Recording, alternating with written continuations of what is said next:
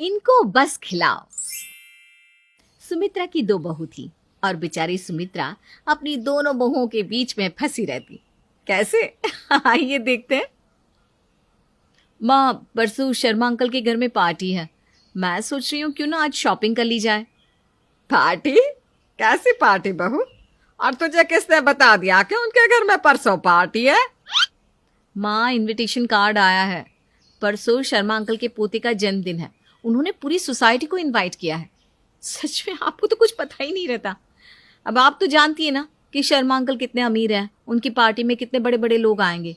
अब हम उनकी पार्टी में ऐसे गरीबों की तरह बनकर तो नहीं जा सकते ना। बात तो तेरी बिल्कुल सही है बहू, पर तू जानती है ना इस महीने कितना पैसा खर्च हो गया है।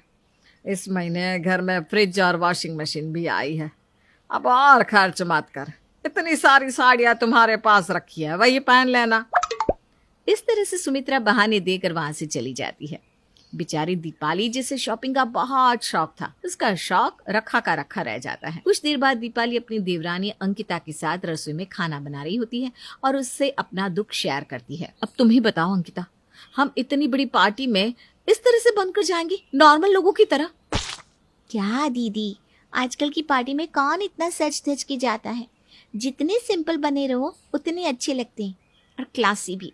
मेरे पास तो बहुत सारे कपड़े रखे हैं जिसे मैंने अब तक पहने ही नहीं। अगर आपकी शॉपिंग नहीं हो पाई तो आप मुझसे मेरी साड़ियाँ ले लेना। मुझे तो बस गहने चाहिए। मेरे पास बहुत भारी गहने हैं, अब कुछ हल्का चाहिए। वाह अंकिता, क्या दिमाग पाया है तुमने। माँ जी यहाँ मुझे साड़ी खरीदने से रोक रही है और तुम्हें लगता है कि वो तुम्हें गहने के लिए पैसे देंगी? दीदी, आप इस गलतफहमी से बाहर निकले कि मैं कुछ करवा नहीं सकती। मुझे बहुत अच्छे से पता है कि माँ जी को अपने इशारों पर कैसे नचाना है। हाँ, आखिर मैं भी तो जानूं कि तुम ऐसा भी क्या खिलाकर माँ जी पर जादू करना चाहती हो और उन्हें अपने इशारों पर नचाने की कोशिश करना चाह रही हो। आप तो बस देखते जाइए दीदी, वेट एंड वॉच। इतना बोलकर हंसते हुए अंकिता रसोई घर से बाहर चली जाती है। बेचारी दीपाली, जो इस घर में अंकिता के आने से भी पहले आई थी, अब तक वो भी नहीं जान पाई थी कि आखिर अंकिता ऐसा क्या खिलाती है सुमित्रा को, जो सुमित्रा हर समय छोटी बहू के ही गुण गाती रहती है। अब इसी तरह रात में पूरा परिवार एक साथ खाना खाता है और खाना खाकर सब अपने कमरे में चले जाते हैं। वहीं दूसरी ओर दीपाली और अंकिता किचन की सफाई कर रही होती है। तभी वहां सुमित्रा अपनी दवाई ढूंढते हुए आती है। बहू, तुम दोनों में से किसी ने मेरी दवाई देखी है क्या? ना दवाई मिल रही है, ना ही चश्मा मिल रहा है। माँ जी, कुछ ना मिला करे तो मुझे बता दीजिए। रुकिए, मैं अभी आपकी दवाई और चश्मा लेकर आती हूँ। अंकिता फटाफट अपनी सास की दवाई और चश्मा लेकर आती है। चश्मा लगाने के बाद हमेशा की तरह दूध के साथ सुमित्रा अपनी दवाई लेती है। तभी अंकिता अपनी सास से कहती है, माँ जी, आज मैंने स्पेशल कचौड़ियाँ आपके लिए बनाई थी। कैसी लगी आपको? बहुत दिन हो गए थे ना, आपने कचौड़ियाँ नहीं खाई थी। छोटी बहू, ये भी कोई पूछने की बात है? तेरे हाथ में तो माँ अन्नपूर्णा का आशीर्वाद है। तूने तो मुझे कचौड़ियाँ खिलाकर मेरी आत्मा को शुद्ध कर दिया। वो तो आपका बड़प्पन है माँ जी, वरना आजकल की सास कितनी खतरनाक होती है। पर भगवान का शुक्र है कि मेरी सास ऐसी नहीं है। अच्छा माँ जी, मैं क्या कह रही थी, शर्मा अंकल की पोते का जन्मदिन है और आप तो जानती है ना, वहाँ पर वीआईपी लोगों का आना जाना है। मुझे कोई शॉपिंग नहीं करनी, पर मैं बस सोच रही थी कुछ सस्ती सी ज्वेलरी खरीद लें, हल्की से, साधारण से, क्योंकि गर्मी भी बहुत है। ज़्यादा भारी गहने वहाँ पहन कर जा नहीं सकती। आप तो जानती है ना आजकल का ट्रेंड। हाँ बहू, मैं सब समझ रही हूँ। और वैसे भी तेरे पास तो सारे भारी भारी गहने हैं। मैंने तो तुझे खुद कहा था कि हल्के गहने बनवा ले, पर मेरी सुनता कहाँ है कोई। कल ना मुझसे पैसे ले लेना और जाकर कुछ हल्के गहने लेकर आना, ताकि परसों पार्टी में अच्छे से पहन कर जा सकूं और चार लोग देख कर कह सके, वो देखो सुमित्रा की बहू। सुमित्रा की ये बात सुनते ही दीपाली की आंखें फटी की फटी रह जाती है। अब क्या था, वो अपनी जुबान पर काबू नहीं कर पाती और अपने दिल की बात अपनी सास के सामने रख देती है। अरे अंकिता, तुमने सच में ऐसा भी माँ जी को क्या खिलाया कि इनके रंग ढंग हाव भाव बदल गए? दिन में जब मैंने शॉपिंग की बात की तो उन्होंने साफ साफ इनकार कर दिया। और अब तुम्हें गहने के लिए पैसे दे रही है। माँ जी, बहू में भेदभाव क्यों कर रही हैं आप? बहू, मेरे लिए तुम दोनों एक बराबर हो। शॉपिंग करने के लिए मना किया था, गहने खरीदने के लिए थोड़ी ना। वो सामान खरीदो जो तुम्हारे पास नहीं है। पर तुम्हें तो साड़ियां ही लेनी है, जबकि पूरी अलमारी उल्टी कर रही है कपड़ों से। सुमित्रा उल्टा दीपाली को ही समझाकर चली जाती है। बेचारी दीपाली को कुछ समझ में नहीं आता कि उसके साथ क्या हो गया। अब इसी तरह से कुछ दिन बीत जाते हैं और एक दिन, माँ जी 2 दिन हो चुके हैं टीवी को बंद हुए, टीवी ठीक करवा लीजिए ना। और ये फ्रिज देखिए कितना पुराना हो गया है, कितना छोटा सा फ्रिज है, सामान भी सही से नहीं आ पाता और खाना भी बर्बाद हो जाता है।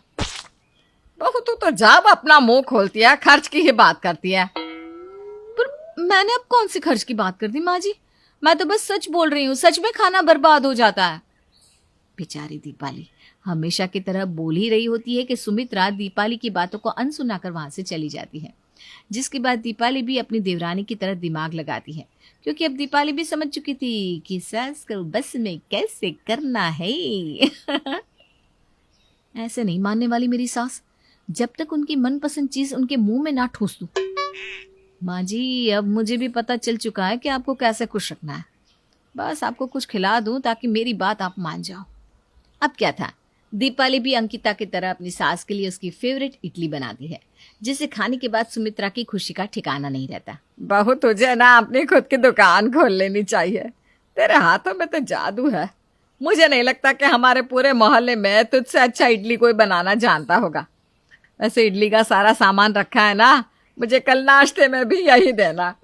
हाँ हाँ माँ जी, मैंने बहुत सारा बैटर बनाया है। अभी इडली का सारा सामान रखा है, कल सुबह भी आपके लिए वही बना दूंगी नाश्ते में। बस दीपाली अपनी सास को इडली खिलाकर उसका दिल जीत लेती है।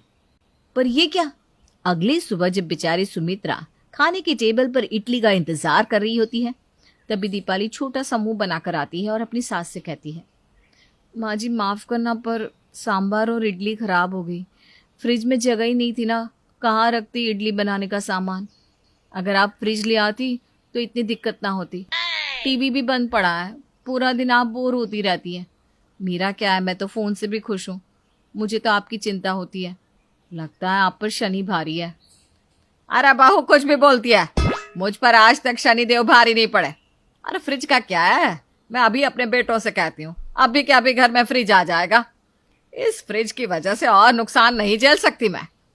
लो जी, जो सुमित्रा अब तक नए फ्रिज के खिलाफ थी, अब वही सुमित्रा घर में फ्रिज होते हुए भी नया फ्रिज मंगवा लेती है। अब इसी तरह से दीपाली हमेशा अपनी बात मनवाने के लिए कुछ न कुछ अपनी सास को खिला देती और सुमित्रा खुश होकर दीपाली की सारी इच्छाओं को पूरी कर देती। ये देखकर अंकिता को अब अंदर ही अंदर अपनी जेठानी से जलन होने लगती है, क्योंकि अंकिता को अपनी जेठानी की तरह खाना बनाना जो नहीं आता था, सिवाय कचौड़ी के। सही है माँ जी, आपकी प्यारी बहू तो जिठानी जी ही है, तभी तो उनके हाथों का खाना खाकर आप उनकी सारी बातें कान आंख बंद करके सुनती हैं। छोटी बहू, ऐसा क्यों बोल रही है? मेरे लिए तो तुम दोनों बहू एक बराबर हो। आखिर तुम दोनों ही तो मेरी पसंद की हो, फिर मैं तुम दोनों में भेदभाव क्यों करूंगी? भेदभाव तो हो रहा है ना माँ जी, जिठानी जी को मुझसे अच्छा खाना बनाना आता है, इसीलिए वो आपको हमेशा कुछ न कुछ खिला देती है और अपनी बात निकलवा लेती है। पर मैं क्या करूं, मुझे तो अच्छा खाना बनाना आता ही नहीं, सिवाय कचौड़ी के। और कचौड़ी खा खा के तो अब आपका मन भर चुका है ना। मैं ना तो आपको अच्छा खाना खिला पाती हूँ और ना ही अपनी बात मनवा पाती हूँ। देख बहू, मैं नहीं जानती तो किस बात पर नाराज है, पर अपनी जेठानी के बारे में ऐसा मत सोच। वो दिल की बहुत साफ है, और वैसे भी वो जो भी बात अपनी मनवाती है ना, वो अपने खुद के लिए नहीं करवाती। वो हमेशा ऐसी चीज मांगती है जिसमें पूरे घर वालों का फायदा हो। इसलिए तू अब अपनी नाराजगी छोड़ दे, गुस्सा गुस्सा होने से कुछ नहीं होने वाला। सही कहा आपने, मेरे नाराजगी से यहाँ किसी को फर्क नहीं पड़ेगा। पर यही जेठानी जी नाराज होती तो इस घर में सब जेठानी जी के आगे पीछे घूमना शुरू कर देते। अंकिता अपनी सास से और अपनी जेठानी से इतनी नाराज हो चुकी थी कि अब वो कोई बात सुनना या समझना ही नहीं चाहती थी।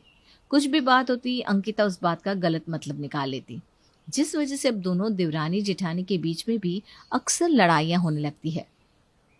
क्या है अंकिता, तुम एक भी काम ठीक से नहीं करती। कैसी रोटियां बनाई है, एक रोटी गोल नहीं है।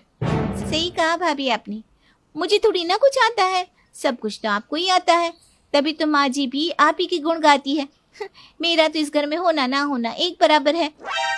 अंकिता, जब पहले माँ जी तुम्हारे गुण गाती थी और तुम्हारी इच्छाओं को सबसे ऊपर रखती थी, तब मैंने तो तुमसे कभी लड़ाई नहीं की।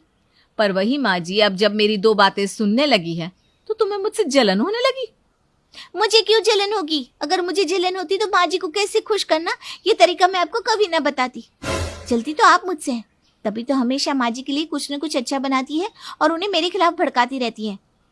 इतना बोलकर अंकिता गुस्से में अपने कमरे में चली जाती है। पूरा दिन बीत जाता है पर अंकिता कमरे से बाहर नहीं आती और ना ही कुछ खाती है, जिस वजह से घर के सारे काम अकेले दीपाली को करने पड़ते हैं। ये सब देखकर सुमित्रा अपनी दोनों बहुओं को अपने पास बुलाती है और उनकी गलतफहमियों को दूर करती है। बहू, तुम दोनों मेरे लिए एक हो, पर तुम दोनों को ही ये क्यों लगता है कि मुझे कुछ भी बनाकर बस खिला दो तो मैं उसकी बात सुन लेती हूँ। मैं तुम दोनों की बात हमेशा इसलिए सुनती हूँ क्योंकि तुम जो भी डिमांड रखती हो मेरे सामने वो जायज़ होती है, और मैं तुम दोनों से एक बराबर प्यार करती हूँ, खाने से नहीं। इस तरह सुमित्रा अपनी दोनों बहू के सामने अपनी बात रखकर उनके बीच की गलतफहमी को दूर कर देती है कि बस सुमित्रा को कुछ भी खिला देने से उसका दिल नहीं जीता जा सकता, और सुमित्रा भी अपनी दोनों बहू से एक बराबर प्यार करती है।